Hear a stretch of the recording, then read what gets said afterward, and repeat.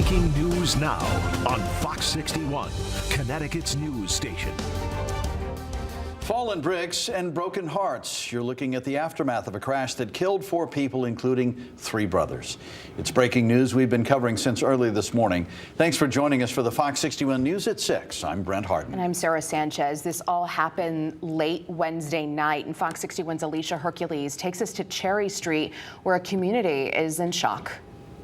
Hours after the crash, police have released the identities of the 4 victims. 3 of them were siblings. 1 of them was just 15 years old. Just before midnight Thursday, a car carrying 4 people was traveling northbound on Baldwin Street when it crossed the intersection of East Main Street. The driver lost control and crashed into the Hernandez Market on Cherry Street. The impact caused the building to partially collapse. 3 of the victims were pronounced dead at the scene. 1 was taken to a local hospital where they later died from their injuries. Police identified them as 20-year-old Caden Torres, 25-year-old Nelson Torres, 15-year-old Noel Torres, and 20-year-old Jonovan Puska. All 4 victims are from Waterbury. Waterbury Police Chief Fernando Spangolo says the investigation will take time to complete, but says speeding could have been a factor in this incident. I've reviewed some surveillance footage of the particular accident. In my opinion, speed certainly is going to play a role in this particular investigation, but there'll be a lot more to it than that. Isabel Martinez has owned the restaurant next door, Sabor Amazonica, for 4 years. She says she's heartbroken to see what's left of her restaurant and the building. I was impressed and shocked because of everything shattered, you know. I've been here for 4 years now, and that's where I started my business. Martinez says she is still processing everything. Sad to see all of this happening, you know, and it's more sad to know that those people passed away. People who live in the area tell me speeding happens way too often and has ruined the lives of so many. Alex Ortiz has lived in Waterbury his entire life and says he's thankful no one was outside at the time of the crash. Not the first time something like this has happened. Just a few months ago, there was also another accident because they're speeding. He also says something needs to be done about the speeding on Cherry Street.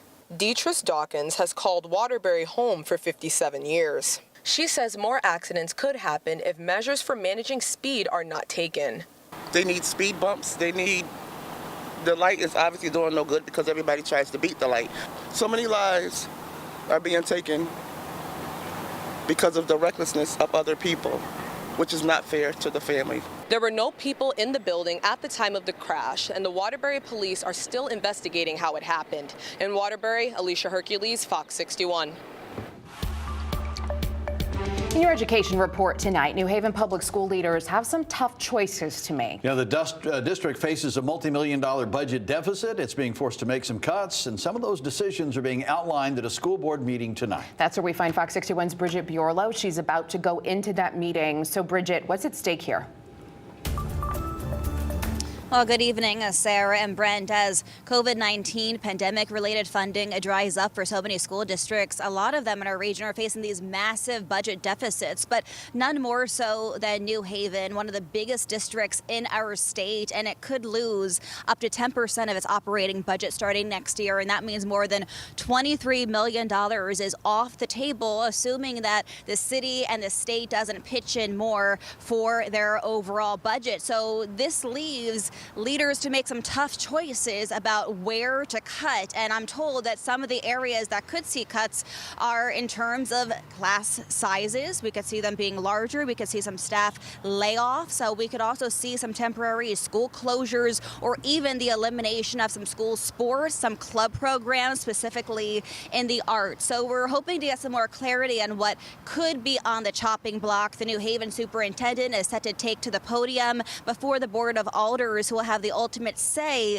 on which programs get cut. That is underway right now. We'll also bring you an update from the mayor, Justin Elicker, who has been very outspoken about the need for more state funding to places like New Haven, a place not only one of the largest districts in the state, but also one with some of the highest needs when it comes to serving low-income families and special education students, who he argues will suffer the most from these looming cuts. In New Haven tonight, I'm Bridget Buorlo, Fox 61. Brent, Sarah. All right, thank you, Bridget. Another day of sunshine, warm weather out there, and we don't want it to go away. And it's going to, but listen, if you think about it, it's time for everything to green up. So True, we yeah. need water for that, right? So meteorologist Rachel Frank is standing by to tell us when the rain does return. Rach? Yeah, we sure do want the rain. Maybe not necessarily over the weekend, but we don't get to pick and choose. We have to take it when we can get it, and that will be Saturday. So one more dry and warm day tomorrow, and I think it will be even warmer than today. 72 in Hartford, 65 for the New Haven area. A bit of haze in the sky. This is actually from smoke from wildfires burning all the way in South Jersey. However, the air quality isn't too bad. It is reduced slightly, but not enough to cause most any issues. If you do have any severe respiratory illness, limit the amount of time that you spend outside doing anything strenuous later today into tomorrow morning. But for the most part, we are looking at minor impacts here. 72 in Hartford, 66 the current temperature in Chester. The reason it's cooler at the shoreline is because the wind is coming straight off of the water. That's what's also transporting in that smoke to the sky. Overnight lows in the 50s, so it's not too cool out there tonight. Mild start to the day tomorrow and a warmer finish. We're looking at highs climbing up around 80 degrees inland. At the shoreline, about 10 degrees cooler, but we make it up to about 70. We'll talk about the cooler conditions and the rain for Saturday coming up. Sounds good, Rachel. Thank you. Firefighters knocked down a 3-story apartment building fire this morning, and there were no injuries. Hartford fire officials say they were called to the building on Westland Street just after 11 a.m. They found flames in a bathroom ceiling on the first floor. They were able to put it out within minutes. We have calls out to learn if any people living there were displaced. In Groton now, a homeowner and their dog are without a home. Their home was destroyed in an early morning fire. Thankfully, they made it out safely. Fox 61's Jamal Johnson talked with a neighbor about what she saw. 12:01 a.m. That's the time first responders received a call about a fire on North Road. And neighbors tell me it felt like hours before it was finally put out. They weren't like reaching the sky, but I mean, you looked in the house. I mean, you could just see it was just flames everywhere. You know, you just knew there was going to be no saving anything in that house. That's how Vicki Driscoll described her next door neighbor's house Thursday morning. You can see the aftermath of the fire. All that's left of the home is charred. Vicki says the fire woke her up. I heard some popping. I didn't know what it was, and I opened up my bed because I was in bed, and I opened up my bedroom curtain, and the house was engulfed. She says it was like a scene straight out of a movie. 25, 26 years ago, probably. But reality for Vicki started settling in. If you see those trees on the side, all I kept thinking was, all it's going to take is one spark.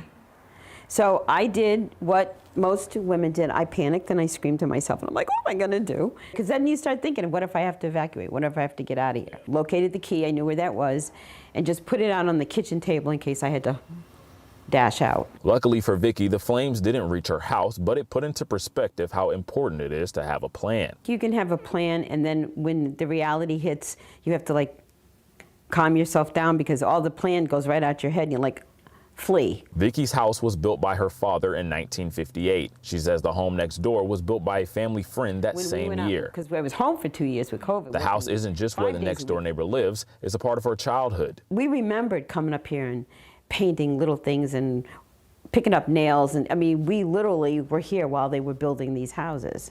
So they mean a lot. Now, Groton police say no one was hurt, and firefighters are still investigating the cause of the fire. In Groton, Jamel Johnson, Fox 61.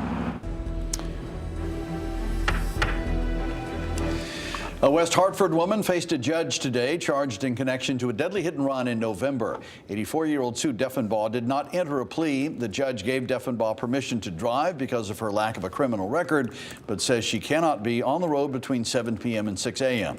Police say Deffenbaugh hit 87-year-old Patricia Brulot in a crosswalk with her car and didn't stop. They say she was actually the second driver to hit Brulot. The first driver stayed on scene. Deffenbaugh is scheduled to appear in court June 5th. 5th.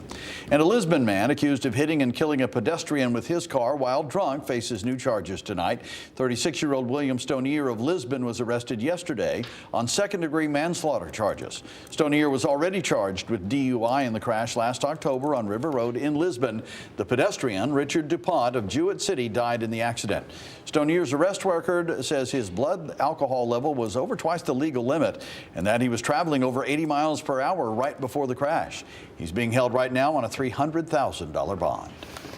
We have your first look at the man accused of crashing a box truck in downtown Waterbury in a wild police chase yesterday.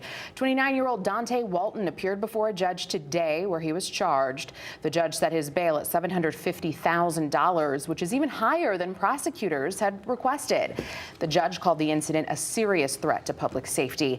Police say Walton stole the box truck, rammed into two cruisers, and then crashed into a half a dozen parked cars on Grand Street outside the courthouse. Fox 61 follow-up now. Police confirmed a man was arrested during protests near Yale campus last night.